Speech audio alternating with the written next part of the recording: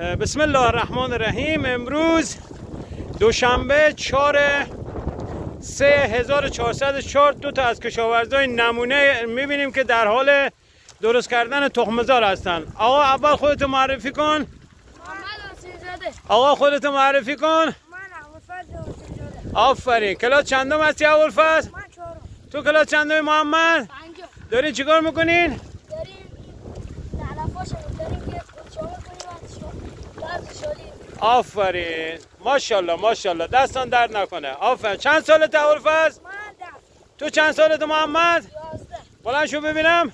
خب این مردان مرد الان 1 ساعت دارن اینجا قشنگ مثل شیر مردا دارن اینجا چیکار میکنن؟ جای تخم‌زار رو درست میکنن که انشالله فردا چیکار کنن؟ بذر بریزن.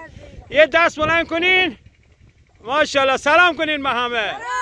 بیاد بگین چیکار کنین؟ شماره لایک کنن بگین. لایک کنید. آفرین. حمایت کنین این بچه‌ها رو. ماشاءالله. بله. بله. خب یه خداحافظی کنین تا قطع کنیم. خداحافظ.